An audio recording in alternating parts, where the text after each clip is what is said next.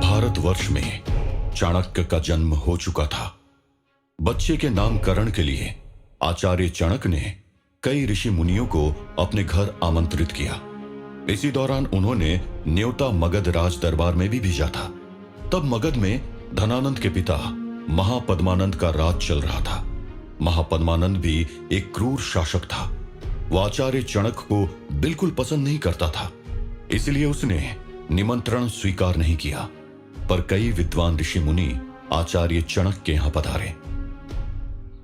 प्रणाम सभी ऋषि मुनियों को। ईश्वर और इस सृष्टि की असीम कृपा से हमारे जैसे निर्धन आचार्य दंपति के यहाँ खुशियों की बेला आई है। हमें पुत्र रत्न की प्राप्ति हुई है।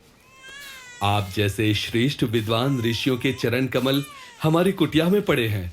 इसके लिए हम हृदय से अभिनंदन और कृतज्ञता व्यक्त करते हैं। कृपया करिए और हमारे पुत्र को आशीर्वाद दीजिए, साथ ही उसका नामकरण भी करिए। आचार्य चाणक्य अपने बच्चे को हाथ में लेकर ऋषि मुनियों के पास पहुंचे। एक ऋषि ने उनके हाथ से बच्चे को अपने गोद में लिया। इस बच्चे के जन्म के साथ ही एक खास बात जुड़ी हुई है। इसके तो मुख में जन्म के साथ ही एक दांत मौजूद है। ऐसा संजोग आज के काल में शताब्दियों में एक बार देखने को मिलता है। ये कोई आम बच्चा नहीं है, बल्कि ये तो एक युग पुरुष है। इतना सुनते ही मुख्य जैन मुनि उस बच्चे के पास आए और बड़े ही आश्चर्य से उसे देखने लगे। नवजात बच्चे के मुख में एक अलग ही तेज था और वो मुस्कुरा रहा था। आचार्य, ऐसे संजोग का निर्माण कई शताब्दियों में एक ही बार बनता है। मेरी विद्या इस बात का प्रमाण दे रही है कि ये कोई आम बालक नहीं है, बल्कि जन्म के साथ ही इसके मुख में विराजमान एक दांत ऐसे संजोग का निर्माण कर रहा है कि ये बालक आगे चलकर राजा बनेगा। कदापि ऐसा न कहिए मान्यवर मुनि। मगध भूमि राजा महाराजा से त्रस्त आ चुकी है। यहाँ की प्रजा व्याकुल है, दुखी है, वो अत्यंत पीड़ा में है। हम नहीं चाहते कि हमारा पुत्र बड़ा होकर किसी भी जनपद का राजा बने। ये एक गरीब आचार्य के घर में जन्मा है। हमारी इच्छा है कि हमारा पुत्र बड़ा होकर एक मुनि या फिर आचार्य बने। कोई तो ऐसा मार्ग होगा जिसे ये भविष्यवाणी बदल सके। अपनी कृपा दृष्टि से हमें उस मार्ग पर चलने के लिए प्रोत्साहित करिए। आचार्य, एक मार्ग है। अगर शंख और मंत्रों के उच्चारण के साथ इस बालक के मुख में विराजमान इस दांत को तोड़ दिया जाए तो ये राजा नहीं बनेगा, बल्कि राष्ट्र निर्माता बनेगा। ये एक ऐसे चक्रवर्ती राजा की खोज करेगा जिसका राजधर्म ही आम प्रजा के दुखों को खत्म करना होगा। ये संसार इस बालक को भविष्य निर्माता के रूप में याद रखेगी। युगों युगों तक सृष्टि में इस बालक का नाम विष्णुगुप्त सूर्य के तेज के समान जगमगाता रहेगा। सृष्टि के किसी भी कोने में जब जब साम्राज्य निर्माता की बात होगी, प्रजा विष्णुगुप्त को याद करेगी। आज इसी क्षण इस नवयुगित बालक का नाम विष्णुगुप्त रखा जाता है। भारतवर्ष को चाणक्य का पहला नाम विष्णुगुप्त मिल चुका था, पर भविष्य की परतों ने इन्हें 3 नामों से याद रखा। तो बाकी के 2 नाम कहां से आए?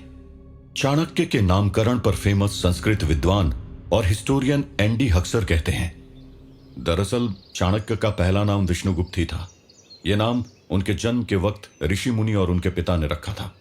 जैसा कि सभी को मालूम था कि उनके पिता का नाम आचार्य चाणक्य और माता का नाम चनेश्वरी था, इसलिए लोग उन्हें चाणक्य नाम से बुलाने लगे थे। इसी के साथ चाणक्य ने अपनी राजनीति, कूटनीति, अर्थशास्त्र, राजतंत्र के महाज्ञान का कुटिल सदुपयोग किया था, इसलिए उन्हें कौटिल्य कहा गया। चाणक्य के 3 नाम होने के यही मुख्य कारण थे। इसी दौरान मगध में धनानंद के पिता महापद्मानंद का राज चल रहा था। चाणक्य के जन्म के दौरान ही भविष्यवाणी के बारे में मगध में बैठे महापद्मानंद को पता चल चुका था। इस भविष्यवाणी के बाद से ही महापद्मानंद की जलन आचार्य चाणक्य से और ज्यादा बढ़ चुकी थी।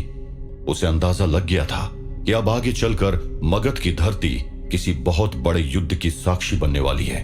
उसे अपनी आने वाली पीढ़ियों का भविष्य खतरे में नजर आने लगा।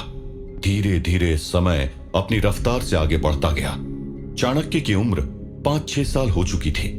इस दौरान महापद्मानंद के मन में एक साजिश ने बड़ा रूप ले लिया। सुनो अमात्य शक्तार, तुम इस साम्राज्य के सेनापति और महामंत्री हो। तुम्हें तो ज्ञात ही है कि मैं एक महान साम्राज्य का महाराजा हूं। यह साम्राज्य इस समय अपने स्वर्णिम युग को जी रहा है। इस साम्राज्य को मेरे पूर्वजों ने स्थापित किया है और यहां पर शासन भी मेरी आने वाली पीढ़ियां ही करेगी। पूर्व में कुछ वर्ष पहले कुछ मुनियों ने भविष्यवाणी की थी कि उस आचार्य चाणक्य के यहाँ राष्ट्र निर्माता का जन्म हुआ है।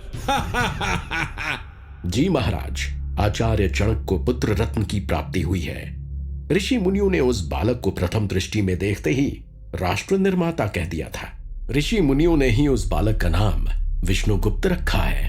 अब तो विष्णुगुप्त बड़ा भी हो रहा है। उसकी शिक्षा दीक्षा का ध्यान आचार्य चाणक्य ही रख रहे हैं। हम भी देखें कितने दिन और वो निर्धन आचार्य अपने पुत्र की शिक्षा दीक्षा का प्रबंध कर पाता है। मुझे ज्ञात है कि वो आचार्य चाणक्य प्रजा में मेरे बारे में तरह तरह की कुटिल अफवाहों का प्रचार प्रसार करता रहता है। मंत्रियों, मुझे यानी महाराज महापद्म को चाणक्य का पुत्र विष्णुगुप्त, थू थू थू, मेरी जीवा से उसका नाम कैसे निकल गया। मुझे उस अल्प बुद्धि चाणक्य का पुत्र आकाश में किसी धूमकेतु की तरह नजर आ रहा है। वो चाणक्य बहुत अल्प बुद्धि का है। वो जरूर अपने पुत्र को शिक्षा देता होगा। अगर मैंने अभी कुछ नहीं किया तो ये धूमकेतु समंदर में उठ रहे तूफान की तरह आएगा और मेरे साम्राज्य से किसी एक की बलि जरूर लेगा। कुछ ऐसा करो कि आचार्य चाणक्य की कहानी हमेशा के लिए समाप्त हो जाए। जब गुरु ही समाप्त हो जाएगा तो शिष्य का भी अस्तित्व विनाश की ओर अग्रसर हो जाएगा। एक तरफ महापद्मानंद इस बात से अनजान था कि उसका सेनापति अमात्य शक्तार आचार्य चाणक्य का मित्र है। उसी के सामने वो चाणक्य के खिलाफ साजिश रच रहा था, तो दूसरी तरफ चाणक्य खुद अपने पुत्र विष्णुगुप्त को शिक्षा दे रहे थे। समय अपनी रफ्तार से बढ़ता जा रहा था। एक रोज बालक विष्णुगुप्त अपने पिता चाणक्य के साथ मगध की सीमा के पास से गुजर रहे थे। पिताश्री, ये सैनिक लोगों को मार क्यों रहे हैं? आज तक आपने मेरा मगध के इतिहास से परिचय नहीं करवाया है। आखिर ये क्रूर शासक महापद्मा यहाँ का महाराजा कैसे बना? इस व्यसन में लीन राजा से प्रजा परेशान हो चुकी है। प्रजा का कोषागृह खाली हो चुका है। अब आम प्रजा के पास धूर्त राजा को देने के लिए कर नहीं है, इसीलिए वो सैनिक लोगों को प्रताड़ित कर रहे हैं। ऐसी व्यवस्था से सिर्फ और सिर्फ आम प्रजा व्यथित और परेशान होती है। हेलो, इसी के साथ अब हम दोनों अपनी कुटिया पहुंच गए हैं। चलो अंदर पुत्र, आज तुम्हारा मगध के इतिहास से परिचय करवाता हूं। पुत्र विष्णुगुप्त, मगध का इतिहास कोई अल्पकाल का नहीं है, बल्कि इस जनपद का इतिहास बहुत शक्तिशाली रहा है। मगध के इतिहास की शुरुआत महाभारत काल से होती है। पिताश्री, महाभारत काल का मगध कैसा था? पुत्र, महाभारत काल में इस जनपद में जरासन का शासन हुआ करता था। उस काल के अंतिम महाराज निपुंजय का वध उन्हीं के मंत्री सुनिक ने कर दिया था, जिसके बाद मगध साम्राज्य की गद्दी पर उस मंत्री सुनिक का पुत्र प्रद्युप्त बैठा। प्रद्युप्त के बाद उसकी 5 पीढ़ियों ने मगध के ऊपर राज किया। पिताश्री, तो क्या आगे भी मगध की गद्दी पर मंत्री सुनिक की ही पीढ़ियों का राज था? नहीं पुत्र, समय आगे बढ़ा और षड्यंत्र करके शिशुनाग मगध की राजगद्दी पर बैठा। 528 ईसा पूर्व का ही वो समय था जब मगध की धरती राजनीति की साक्षी बनी थी। इसी दौर से मगध में राजनीति के उत्थान की शुरुआत हुई थी। इसी वक्त मगध की राजगद्दी पर बिंबिसार बैठ चुका था। बिंबिसार के बाद मगध की राजगद्दी अजातशत्रु के हाथों में गई।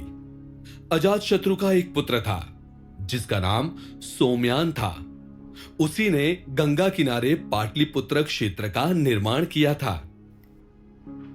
पिताश्री, अगर पाटलिपुत्र सोमयान की देन है तो उसके बाद मगध की धरती पर किसने राज किया था? पुत्र, इसके पश्चात बारी आई नंदवर्धन की। नंदवर्धन विलासितापूर्ण महाराजा था।